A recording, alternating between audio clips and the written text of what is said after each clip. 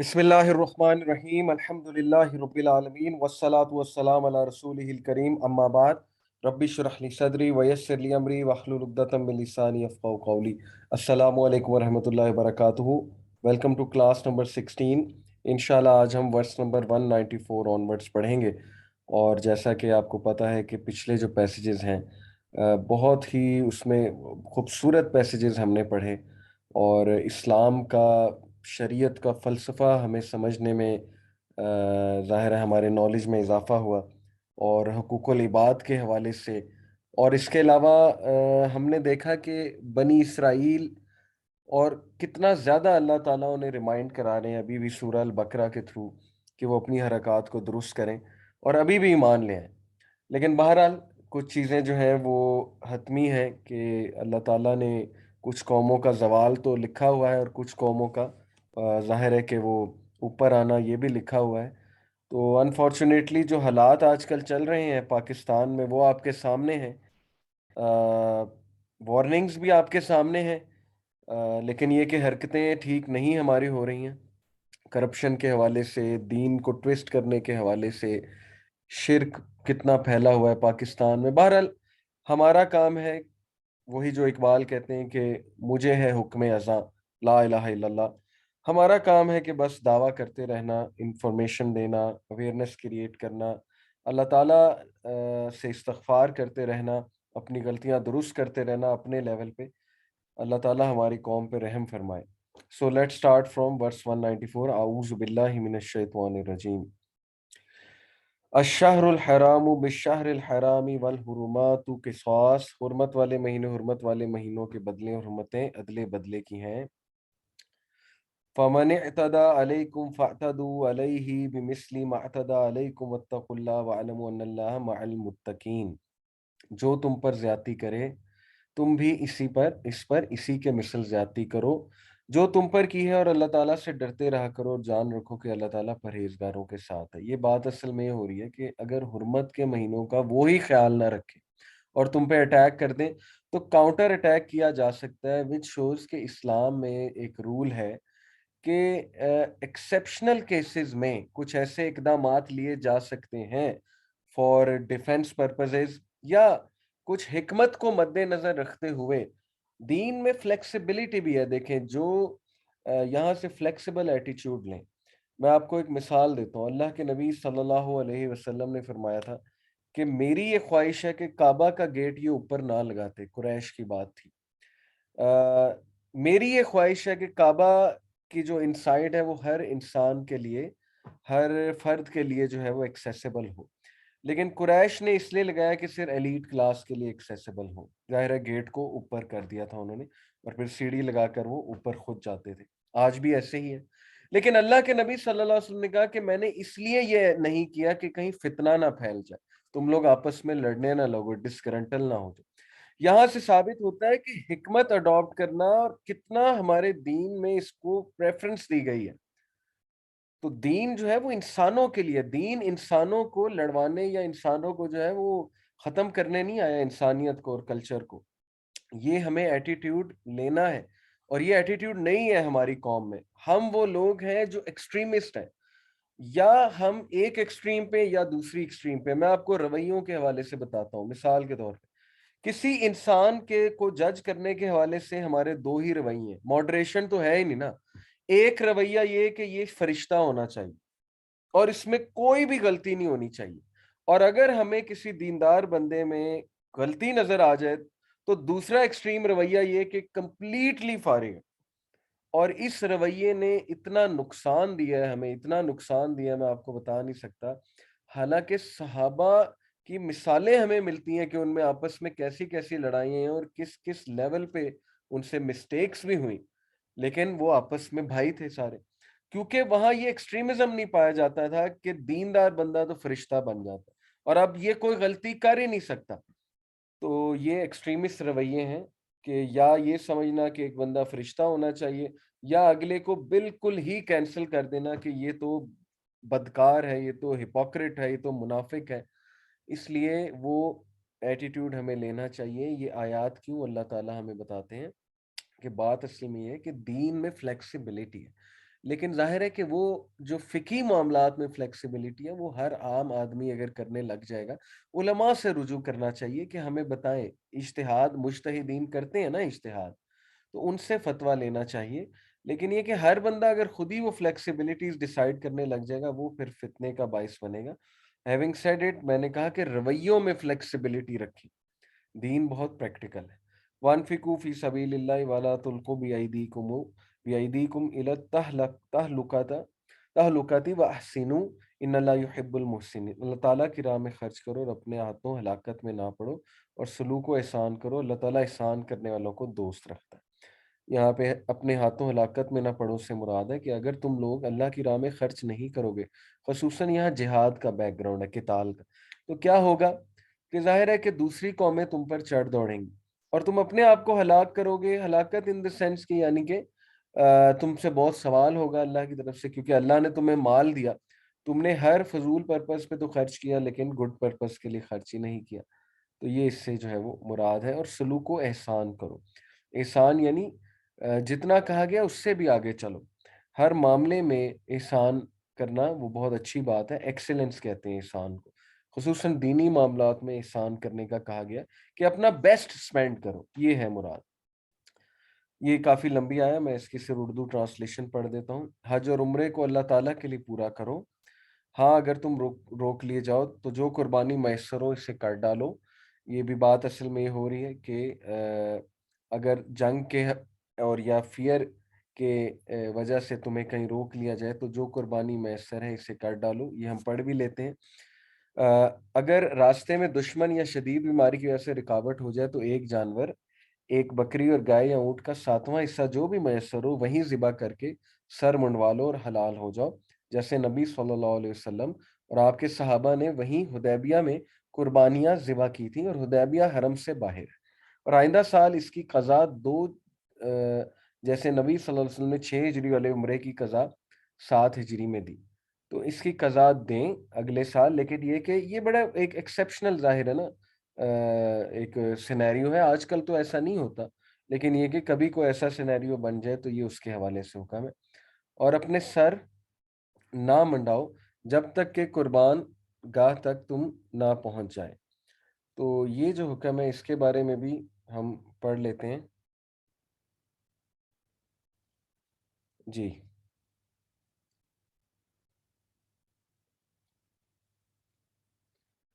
اس کا وَأَتِمُّ الْحَجَّ پہ ہے، اور اس کا تعلق حالت امن سے ہے، یعنی امن کی حالت میں اس وقت تک سر نہ منڈاؤ، احرام کھول کر حلال نہ ہو جب تک تمام مناسک حج پورے نہ کر لو۔ تو یہ بھی ظاہر ہے کہ اس سچویشنل ایک حکم ہے۔ البتہ تم میں سے جو بیمار ہو یا اس کے سر میں کوئی تکلیف ہو جس کی وجہ سے سر منڈا لے، تو اس پر فدیہ ہے، خواہ روزے رکھ لے، خواہ صدقہ دے دے، خواہ صدقہ دے، خواہ قربانی کرے۔ بس جب تم امن کی حالت میں ہو جاؤ تو جو شخص عمرے سے لے کر حج تک تمتع کرے، بس اسے جو قربانی میسر ہو اسے کر ڈالے۔ جسے طاقت ہی نہ ہو وہ 3 روزے تو حج کے دنوں میں رکھ لے اور 7 واپسی میں، یہ پورے 10 ہو گئے۔ یہ حکم ان کے لیے جو مسجد حرام کے رہنے والے نہ ہوں، یعنی جو باہر سے آئے ہیں۔ لوگوں اللہ سے ڈرتے رہو، جان لو کہ اللہ تعالیٰ سخت عذاب والا ہے۔ یہ فقہی ظاہر ہے کچھ احکامات ہیں حج کے حوالے سے، تو اس کی ڈیٹیل آپ مزید پڑھ سکتے ہیں۔ چونکہ یہ سچویشنل ہے تو ہم آگے چلیں گے، بیکاز آج کل جو ہے وہ بڑا آسان ہے سارا معاملہ حج کے حوالے سے، تو یہ سچویشنل ہے۔ حج کے مہینے مقرر ہیں، اس لیے جو شخص ان میں حج لازم کر لے اپنی بیوی سے میل ملاپ کرے، گناہ کرنے اور لڑائی جھگڑے کرنے سے بچتا رہے۔ تم جو نیکی کرو گے اس سے اللہ تعالیٰ باخبر ہے، اور اپنے ساتھ سفر خرچ لے لیا کرو، سب سے بہتر تو شاید اللہ تعالیٰ کا ڈر ہے، اور اے عقل مندوں مجھ سے ڈرتے رہا کرو۔ ذرا 1 منٹ میں ہولڈ کر رہا ہوں۔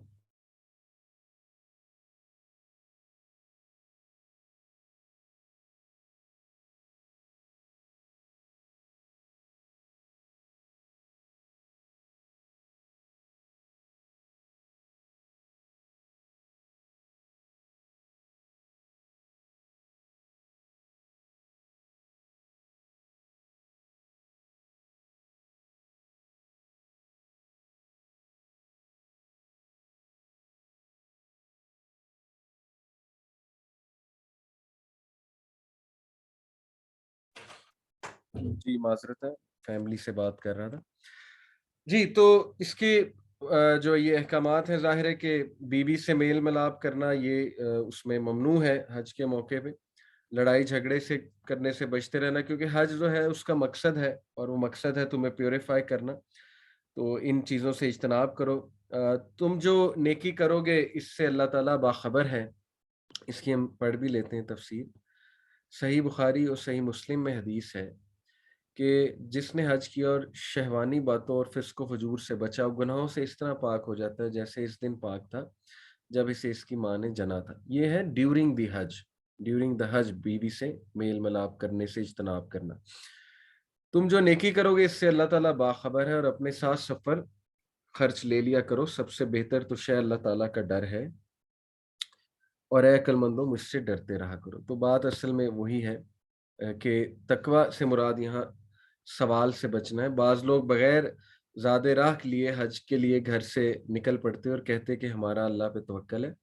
اللہ نے توکل کے اس مفہوم کو غلط قرار دیا اور زاد راہ لینے کی تاکید فرمائی۔ یعنی ایسا نہ ہونا کہ آپ بغیر کسی خرچے کے حج کرنے پہنچ جائیں اور وہاں جا کے پھر آپ مانگیں یا ایشو کریٹ ہو جائے۔ یہ اس حوالے سے ہے۔ لیس علیکم جناح ان تبتغوا فضلا من ربکم فاذا افضتم من عرفات فاذکروا اللہ عند المشعر الحرام واذکروه كما هداکم وان کنتم من قبل لمن الضالین۔ تم پر اپنے رب کا فضل تلاش کرنے میں کوئی گناہ نہیں، یعنی تجارت جو ہے وہ حرام نہیں ہے۔ ڈیورنگ دی حج سیزن تجارت کی جا سکتی ہے۔ جب تم عرفات سے لوٹو تو مشعر حرام کے پاس ذکر الہی کرو، اس کا ذکر ایسے کرو، اس کا ذکر کرو جیسے کہ اس نے تمہیں ہدایت دی، حالانکہ تم اس سے پہلے راہ بھولے ہوئے تھے۔ یعنی اللہ کا بہت ذکر کرنے کا حکم ہے عرفات کے میدان میں۔ ثم افیضوا من حیث افاض الناس واستغفروا اللہ ان اللہ غفور رحیم۔ پھر تم اس جگہ سے لوٹو جس جگہ سے سب لوٹتے ہیں، اور اللہ تعالیٰ سے طلب بخشش کرتے رہو، یقیناً اللہ تعالیٰ بخشش والا مہربان ہے۔ ایک انٹرسٹنگ بات نوٹ کریں کہ حج کا یہ کچھ احکامات اور طریقہ تو بیان کیا گیا ہے، لیکن ایک ایسی لینگویج میں کہ اس کی ایکسپلینیشن حدیث میں آئے گی۔ یعنی دیکھیں یہاں سے کیا مراد ہے کہ تم اس جگہ سے لوٹو جس جگہ سے سب لوٹتے ہیں۔ اب کوئی بندہ کہ جی حدیث کی ہمیں ضرورت ہی نہیں ہے، اور حدیث تو فیبریکیٹڈ ہے، ساری من گھڑت ہیں، تو قرآن ہمارے لیے کافی ہے۔ تو مجھے بتائیں اس آیت سے آپ کیا سمجھیں گے کہ جس جگہ سے سب لوٹتے ہیں، اس سے کیا مراد ہے؟ یہ حدیث ہی ہمیں بتاتی ہے نا۔ تو حدیث بھی دین کا حصہ ہے۔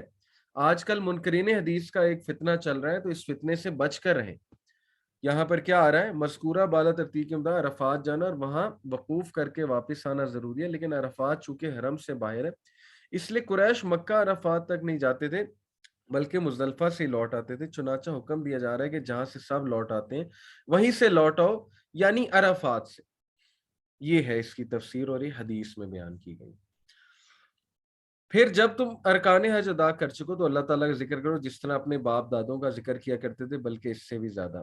اس قوم کو بڑی عادت تھی اپنے باپ دادا کے قصے ذکر کرنے کی، تو اللہ ان کو وہیں سے کریکٹ کر رہے ہیں کہ جس طرح مثال دی جا رہی ہے۔ دیکھیں ٹیچنگ کا یہ رول ہے نا کہ لوگوں کو ایسی مثال دی جائے کہ وہ سمجھ جائیں۔ ایک اچھا ٹیچر، ایک اچھا دائی، ایک اچھا مینیجر کون ہوتا ہے؟ جو اس زبان میں سمجھائے لوگوں کو کہ جس زبان میں ان کو سمجھ آ جائے۔ تو یہ ہم مذہبی لوگ ایک غلطی کرتے ہیں، ہم لوگوں سے بات ہی اس طریقے سے کرتے ہیں جیسے کہ ہم اپنے آپ سے بات کر رہے ہیں۔ ہم یہ ایزیوم کرتے ہیں کہ لوگوں کو بالکل سمجھ آ جائے گی کیونکہ وہ سیم ہمارے لیول پہ ہیں۔ اسی لیے عوام الناس کو سمجھ ہی نہیں آتی زیادہ تر کو، تو لینگویج بہت میٹر کرتی۔ تو اللہ نے مثال وہ دی کہ وہ سمجھ جائیں۔ بعض لوگ وہ بھی ہیں جو کہتے ہیں ہمارا ہمیں دنیا دے، ایسے لوگوں کا آخرت میں کوئی حصہ نہیں۔ وَمِنْهُمْ مَنْ يَقُولُ رَبَّنَا آتِنَا فِي الدُّنْيَا حَسَنَةً وَفِي الْآخِرَةِ حَسَنَةً وَقِنَا عَذَابَ النَّارِ۔ یہ رسول اللہ صلی اللہ علیہ وسلم کی فیوریٹ دعا تھی، بہت خوبصورت دعا۔ اور آپ کو پتہ ہوگا کہ جنہوں نے عمرہ کیا، حج کیا، کہ طواف کرتے ہوئے رکن یمانی سے ہم لے کر حجر اسود تک جو چکر کاٹتے ہیں طواف میں، اس میں یہ دعا پڑھتے ہیں ربنا آتنا فی الدنیا حسنہ۔ اور بعض لوگ وہ بھی ہیں جو کہتے ہیں ہمارا ہمیں دنیا میں نیکی دے اور آخرت میں بھلائی عطا فرما اور ہمیں عذاب جہنم سے نجات دے۔ اس کی صحیح ٹرانسلیشن ہے کہ دنیا میں بھی بھلائی دے، نیکی دے، اور آخرت میں بھی۔ ہم وہ لوگ ہیں جو دونوں جہانوں کی بھلائیاں اور اچھی چیزیں اور حلال اور طیب چیزیں مانگتے ہیں۔ کچھ لوگوں نے اس کی اس سے یہ استدلال کیا ہے کہ یار دنیا بھی تو چلانی ہے، اور اللہ تو کہتا ہے دنیا بھی چلاؤ، تو دنیا چلانے سے ان کی مراد یہ ہوتی ہے کہ گانے بھی سننے ہیں، فنکشن کرنا ہے، تو لوگوں کو بھی خوش کرنا ہے، ظاہر ہے اس میں اگر ہم کچھ ایسے کام کریں گے جس سے لوگ ناراض ہو جائیں، تو پھر دیکھیں جی لوگوں کو بھی تو راضی کرنا ہے، دنیا بھی تو چلانی ہے۔ حالانکہ اس دعا کا مطلب یہ ہے کہ دنیا میں بھی حلال اور خیر چیزیں مانگو، اور آخرت کی بھی خیر مانگو، یہ ہے اصل میں اس سے مراد۔ اولئک لہم نصیب مما کسبوا واللہ سریع الحساب، یہ وہ لوگ ہیں جن کے لیے ان کے اعمال کا حصہ ہے، اور اللہ تعالیٰ جلد حساب لینے والا ہے۔ تو جو جیسا مانگو گے، جو ویژن رکھو گے وہی ملے گا۔ دنیا کا ہی ویژن رکھو گے مل جائے گی، ٹھیک ہے، محنت کرو گے، لیکن یہ کہ وہ آخرت جو انفائنائٹ ہے، جس کے سامنے دنیا ایک قطرے کی طرح ہے، سمندر میں قطرہ جیسے ہوتا ہے، تو بس ٹھیک ہے، پھر اس کا تم رسک لے رہے ہو، لیکن یہ کہ دونوں کی بھلائیاں مانگو، یہ بیلنسڈ ایک طریقہ ہے۔ وَاذْكُرُوا اللَّهَ فِي أَيَّامٍ مَعْدُودَاتٍ، یہ بات یاد رکھیں کہ اسلام سے زیادہ بیلنسڈ مذہب آپ کو نہیں ملے گا، اور یہی اس کے دین الہی ہونے کی نشانی ہے۔ یاد رکھیں کہ جو دین الہی ہے نا، اس کے میں کچھ پیرامیٹرز آپ کو بتا دیتا ہوں۔ میں ایک کورس کر رہا ہوں، تو اس کورس میں مجھے ایک اسائنمنٹ ملی، میری ڈگری چل رہی ہے الحمدللہ ایم اے اسلامک سائنس کی، تو اس میں نے اصول تفسیر بھی سبجیکٹس پڑھے ہیں۔ یہ میں اس لیے بھی بتا رہا ہوں کہ ظاہر ہے کچھ لوگ یہ کویشچن بھی کرتے ہیں کہ آپ کی اپنی کوالیفیکیشن کیا ہے۔ الحمدللہ میں یہ بتاتا چلوں جسٹ فار دس سیک کہ میری اپنی کوالیفیکیشن کیا ہے۔ میں ماسٹرز ان اسلامک سائنس، جو ایکچولی درس نظامی ہے اردو لینگویج میں، 3.5 سال کا ہے، online, doctor Bilal Phillips کی یونیورسٹی ہے، بہت زبردست یونیورسٹی ہے۔ تو وہاں سے یہ دیکھیں آپ کے سامنے میرے کورسز ہیں، عربک عربی بھی کر رہا ہوں، حدیث اصول حدیث کر رہا ہوں، اصول تفسیر، تفسیر 201 کا مطلب ہے کہ تفسیر کا دوسرا کورس، پہلا کورس میں کر چکا ہوں الحمدللہ، عقیدہ 302 ہائی لیول عقیدہ بھی پڑھ رہا ہوں۔ تو یہ ایک اسائنمنٹ دیکھیے گا عقیدہ کی، یہ اسائنمنٹ میں آپ کے سامنے اس لیے رکھ رہا ہوں کیونکہ ڈسکشن یہ کھل گئی، تو یہ الحمدللہ مجھے اسائنمنٹ دی گئی، میں نے سبمٹ بھی کرائی۔ تو سوال بڑا انٹرسٹنگ تھا کہ describe the true traits of a true religion of God. Further analyze how Islam is the best fit to be claimed the true religion. یقین کریں اس سوال کا جواب آپ کے بچوں کو آنا چاہیے، کیونکہ آگے بہت کٹھن دور آ رہا ہے۔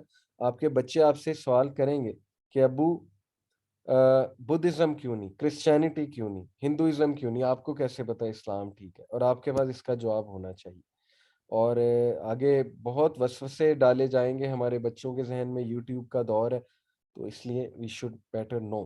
تو یہ دیکھیے کہ جو ٹرو ریلیجن آف گاڈ ہے اس کے یہ ٹریٹس ہوتے ہیں۔ Number 1، are the scriptures of that religion well preserved as per scientific rules for preservation throughout history?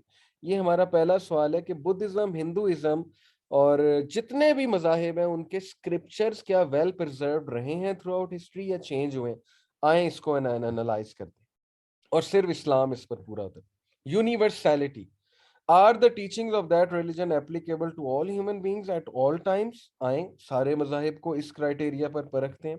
Number 3، do its laws promote human well being? آئے پرکھتے ہیں اس کو، کیا Hinduism human well being promote کرتا ہے؟ کرتا ہے تو کیسے؟ پروف دیں۔ Are its teachings about God clear اور گاربلڈ؟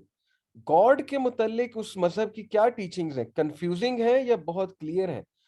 آئیں آیت الکرسی کو سامنے رکھتے ہیں، اور ہندوز اور کرسچنز اور جوز کے کانسیپٹ آف گاڈ کو سامنے رکھتے ہیں، دودھ کا دودھ پانی کا پانی ہو جائے گا۔ Are its laws realistic, or do they demand that people act in ways that go against the grain of human nature? Buddhism goes against human nature.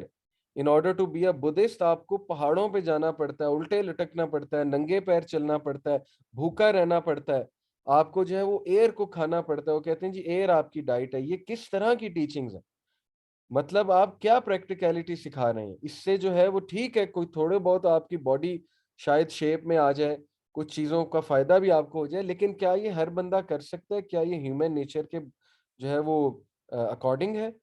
تو یہ ہے ہمارا اصل میں کہنے چیلنج انہیں، کہ ٹھیک ہے آئیں ہم سارے مذاہب کو پرکھتے ہیں۔ تو یاد رکھیں کہ اسلام ہی واحد مذہب ہے اور دین ہے جو سب سے بیلنسڈ ہے۔ پبلک ویلفیئر کا بھی خیال رکھا اسلام نے، انڈیویجول ویلفیئر کا بھی خیال رکھا۔ بدھزم میں، کرسچینٹی میں، جوڈائزم میں، ہندوازم میں انڈیویجول ویلفیئر ختم ہے۔ آپ انڈیویجول کو کہتے ہیں مر جاؤ، ڈیزائرز کو کرب کر لو، ڈیزائرز کو یعنی شادیاں نہ کرو، پنڈت بن جاؤ. نن جو ہے اس کی شادی نہیں ہوتی ساری عمر، پتہ ہے آپ کو. تو یہ کیا سکھا رہے ہیں آپ، یہ کس طرح کی ٹیچنگز ہے؟ تو اس لیے ہمیں پراؤڈ ہونا چاہیے، اور ہمارے بچوں کو ہمیں یہ پرائڈ سکھانا ہے کہ بیٹا be proud, this is your religion. سوچو تمہارا ریلیجن کس گراؤنڈ پہ کھڑا ہے، کس تمہارا جو ریلیجن ہے وہ کتنے اسٹرانگ گراؤنڈ پہ کھڑا ہے. تو یہ ہے اصل میں بات. اللہ تعالیٰ کی یاد ان گنتی کے چند دنوں ایام تشریق میں کرو، یعنی وہ جو آگے 11 12 13 ذی الحجہ جو ہے ایام تشریق سے مراد ہے. 11 12 اور 13 ذی الحجہ یعنی تکبیرات اس میں کہتے رہو. اللہ اکبر اللہ اکبر اللہ اکبر اللہ اکبر لا الہ الا اللہ واللہ اکبر اللہ اکبر وللہ الحمد. یہ ہے بات اصل میں. اور کنکریاں مارتے مارتے ہر کنکری کے ساتھ تکبیر پڑھنی بھی مسنون ہے. تو یہ حج کے متعلق ہی ہیں احکامات. 2 دن کی جلدی کرنے والوں پر بھی کوئی گناہ نہیں، اور جو پیچھے رہ جائے اس پر بھی کوئی گناہ نہیں. یہ پرہیزگار کے لیے، اور اللہ تعالیٰ سے ڈرتے رہو اور جان رکھو کہ تم سب اسی کی طرح جمع کیے جاؤ گے. یہاں سے کیا مراد ہے؟ رمی جمار جمرات کو کنکریاں مارنا 3 دن افضل ہے، لیکن اگر کوئی 2 دن 11 اور 12 ذوالحجہ کنکریاں مار کر مینا سے واپس آ جائے تو اس کی بھی اجازت ہے. یہ اگین فلیکسیبلٹی دیکھیں ہمارے دین کا ایک بہت بنیادی پارٹ ہے. وَمِنَ النَّاسِ مَن يُعْجِبُكَ قَوْلُهُ فِي الْحَيَاةِ الدُّنْيَا وَيُشْهِدُ اللَّهَ عَلَى مَا فِي قَلْبِهِ وَهُوَ أَلَدُّ الْخِصَامِ.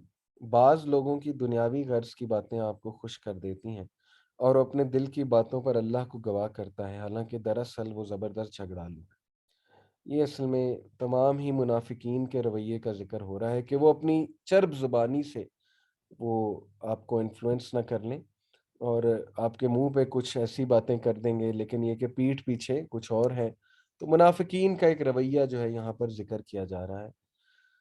وَإِذَا تَوَلَّى سَعَىٰ فِي الْأَرْضِ لِيُفْسِدَ فِيهَا وَيُهْلِكَ الْحَرْثَ وَالنَّسْلَ وَاللَّهُ لَا يُحِبُّ الْفَسَادَ.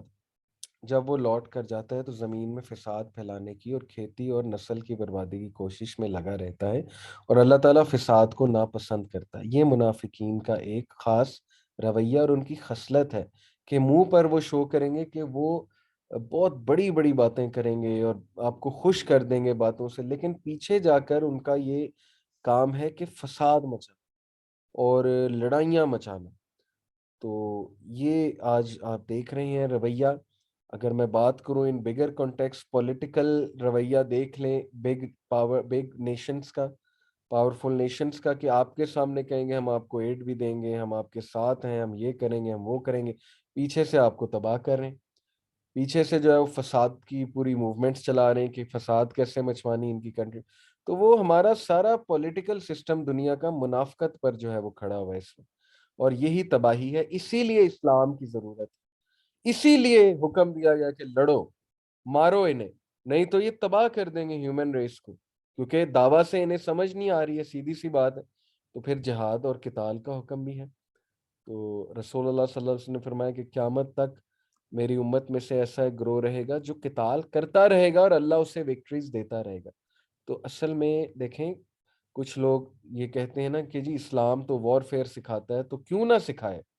جب بدماشی ختم ہی نہیں ہو رہی ہے تو پھر وار فیئر کی طرف آنا پڑتا ہے. Again Islam is the most realistic way of life.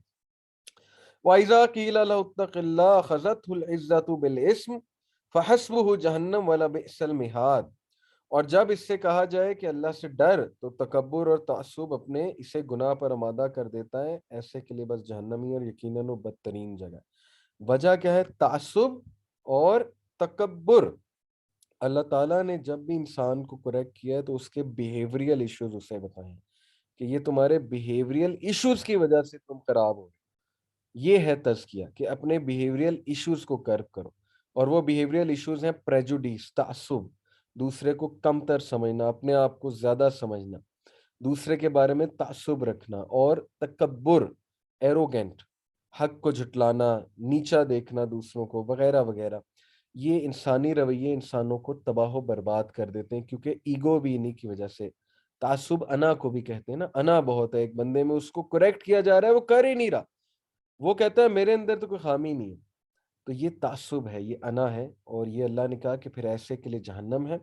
وَمِنَ النَّاسِ مَن يَشْتَرِي نَفْسَهُ ابْتِغَاءَ مَرْضَاتِ اللَّهِ وَاللَّهُ رَءُوفٌ بِالْعِبَادِ، اور بعض لوگ وہ بھی ہیں کہ اللہ تعالیٰ کی رضامندی کی طلب میں اپنی جان تک بیچ ڈالتے ہیں، اور اللہ تعالیٰ اپنے بندوں پر بڑی مہربانی کرنے والا ہے۔ یہ ایک صحابی کے بارے میں ہے، حضرت صہیب رومی، کہ جب وہ ہجرت کرنے لگے تو کافروں نے کہا کہ یہ مال سب یہاں کا کمایا ہوا ہے، اسے ہم ساتھ نہیں لے جانے دیں گے۔ حضرت صہیب صلی اللہ عنہ نے یہ سارا مال ان کے حوالے کر دیا اور دین ساتھ لے کر حضور کی خدمت میں حاضر ہو گئے۔ آپ صلی اللہ علیہ وسلم نے فرمایا صہیب نے نفع بخش تجارت کی ہے، 2 مرتبہ فرمایا۔ لیکن یہ آیت عام بھی ہے، جو تمام مومنین، متقین اور دنیا کے مقابلے میں دین کو اور آخرت کو ترجیح دینے والوں کو شامل ہے، کیونکہ اس قسم کی تمام آیات کے بارے میں جو کسی خاص شخص یا واقعے کے بارے میں نازل ہوئیں، یہ اصول ہے۔ وہ اصول کیا ہے؟ یعنی لفظ کے عموم کا اعتبار ہوگا، سبب نزول کے خصوص کا اعتبار نہیں کیا جائے گا۔ تو یہ رول بھی آپ کو پتہ لگ گیا۔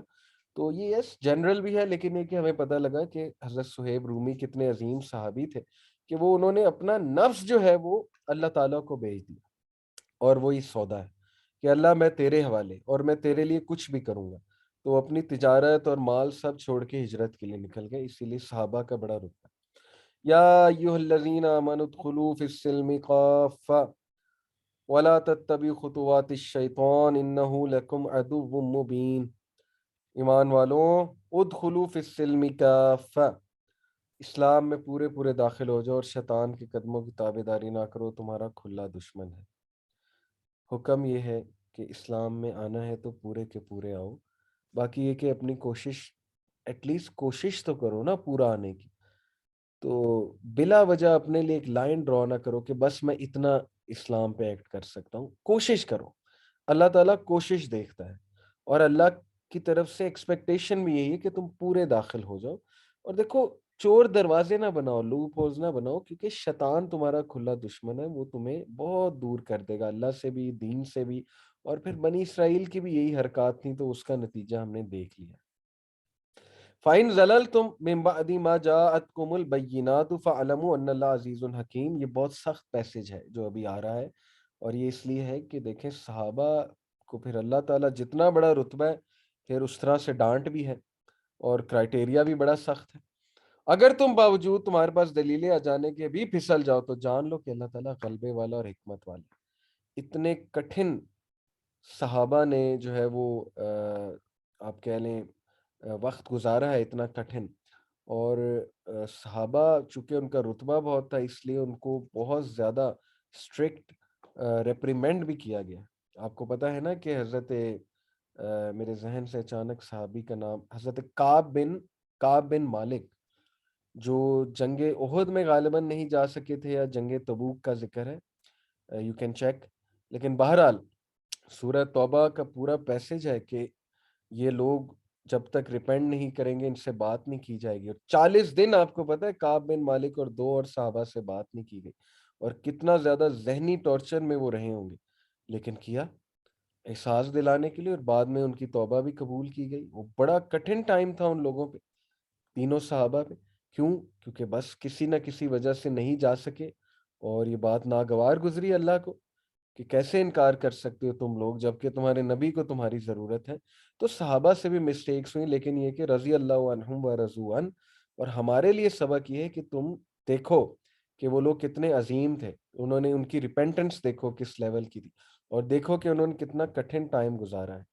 تو یہ پیسج بھی اسی طرح سخت ہے کہ اگر تمہارے پاس دلیلیں آ جانے کے بعد بھی تم پھسل گئے تو جان لو کہ اللہ تعالیٰ غلبے والا اور حکمت والا ہے، یعنی اللہ کو کوئی فرق نہیں پڑے گا، وہ غلبہ ہی ہے اللہ کے ہاتھ، اللہ تو غالب ہو کر ہی رہے گا، لیکن نقصان تمہارا ہے، تم ریپلیس ہو جاؤ گے۔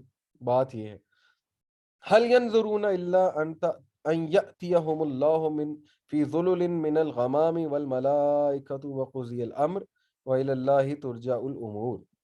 کیا لوگوں کو اس بات کا انتظار ہے کہ ان کے پاس خود اللہ تعالیٰ ابر کے سائبانوں میں آ جائے، اور فرشتے بھی، اور کام انتہا تک پہنچا دیا جائے، اور اللہ ہی کی طرف تمام کام لٹائے جاتے ہیں؟ کیا یہ اس بات کا ویٹ کر رہے ہیں اللہ تعالیٰ آ جائے، فرشتے آ جائیں؟ وہ تو پھر عذاب آ جائے گا نا، وہ تو پھر قیامت کا منظر ہے۔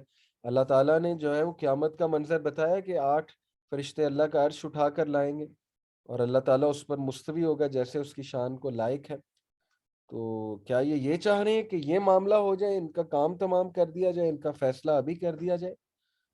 تو یہ ہے اصل میں بڑی سخت بات ہے، اور اللہ نے ریمائنڈر دیا ہے کہ دیکھو آنا ہے تو سہیب رومی کی طرح ہو اسلام میں۔ یہ صحابہ سے ڈیمانڈ تھی۔ اب آپ سوچیں کہ سورہ البقرہ میں نے آپ کو کئی بار کہا ہے کہ ہمیں آئینہ دکھاتا ہے، ہم کہاں کھڑے ہیں، ہم نے کون سی قربانی دے دی اللہ کے لیے، کمفرٹ زونز میں ہم بیٹھے ہوئے، ہم نے کیا کیا اللہ کے لیے، سوچنا چاہیے ہم۔ آج آ کے ہم بس فرائض پورے کر لیتے ہیں انکلوڈنگ می، تو ہم کیا جواب دیں گے اللہ تعالیٰ کو اس ڈاؤن فال کا؟ یہ جو آج کل ڈاؤن فال چل رہا ہے، اس میں کیا کردار ہونا چاہیے ہمارا؟ بس بیٹھ کے گالیاں دے لیں گورنمنٹس کو، بیٹھ کے جو ہے وہ برائیاں کر لیں پولیٹیشنز کی؟ تو ہمارا کیا رول ہے؟ ہم نے کون سی قربانی دی اللہ کے دین کو نافذ کرنے کی؟ ہم نے کیا کیا ہے؟ تو یہ ہر بندے کو اپنے لیول پہ سوچنا چاہیے۔ میرا خیال آج ہم یہیں تک پڑھتے ہیں انشاءاللہ۔ ایک آخری جو کلاس ہوگی اس میں انشاءاللہ 211 سے لے کر 286 کوشش کروں گا 76 ورسز پڑھوں، لیکن آج کی کلاس یہیں تک ہم کرتے ہیں۔ اللہ تعالی ہمیں عمل کی توفیق دے۔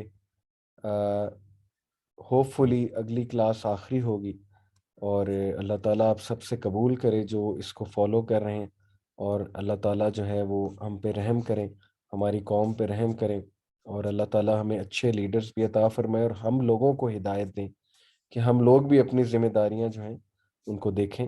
سبحانک اللہم و بحمدک اشہد ان لا الہ الا انت استغفرک و اتوب الیک۔ والسلام علیکم ورحمۃ اللہ وبرکاتہ۔